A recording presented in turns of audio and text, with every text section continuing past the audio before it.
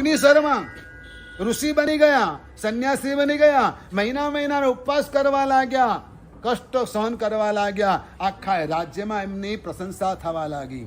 અને કોકના વિનંતી જે કરે એના ઘરે પારણું કરવાને માટે જતા હતા મુનિ, એટલે કે સંન્યાસી. ઋષિ કોણ? અગ્નિશર્મા.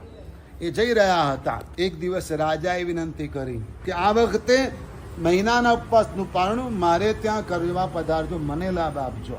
હા પાડી. મહિનાના ઉપવાસ પૂરા થયા, પારણાનો સમય થયો, પારણાનો દિવસ આવ્યો.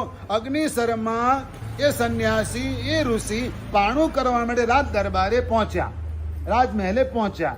અને ત્યાં ઘટના એવી ઘટી કે રાણીએ પુત્રને જન્મ આપ્યો હતો. એટલે અહીંયા કોઈ રિસીવ કરવા, વેલકમ કરવા આવ્યું નહીં. થોડીક વાર ઉભા રહ્યા, પણ પછી અગ્નિ જેવો સ્વભાવ હતો ને, અગ્નિશર્મા નામ જ, ગુસ્સામાં પાછા જતા રહ્યા. અને ફરી પાછા મહિનાનો ઉપવાસનો સંકલ્પ કરી લીધો. પારણું ના થયું.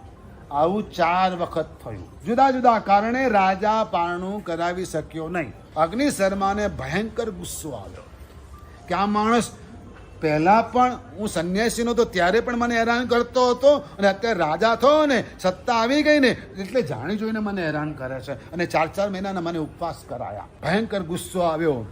અને એને 4 મહિનાના અંતે સંકલ્પ કર્યો કે ભવ સુધીઓને મારવા વાળો થવું, એવો સંકલ્પ કરીને, એવું નિયાણું કરીને એને શું કર્યું? કાયમને માટે આવજીવના ઉપવાસ સ્વીકારીને ઊભો રહી ગયો.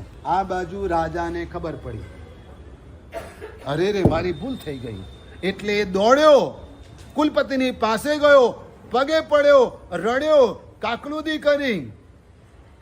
અગ્નિશર્મા ઋષિના પાસે પણ ગયો, ત્યાંય કાકલુદી કરી, પણ ભયંકર ગુસ્સો આવી ગયેલો હતો ને, એને કારણે રાજાને ખત્મ કરી નાખ્યો. આવું 9 ભવ સુધી ચાલ્યું. વૈરની પરંપરા.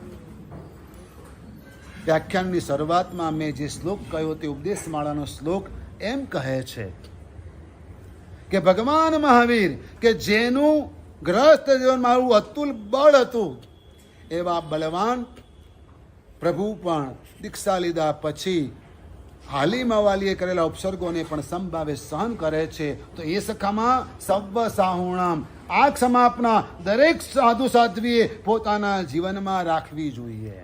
એ સખામાં સવ્વ સાહુણામ ઇયમ જીવંત કરાઈ, ભગવાનની આ જીવનની કથા મનમાં જીવંત રાખી અને ક્ષમા ધારીને જીવન જીવવું જોઈએ, એમ ભગવાન કહે છે.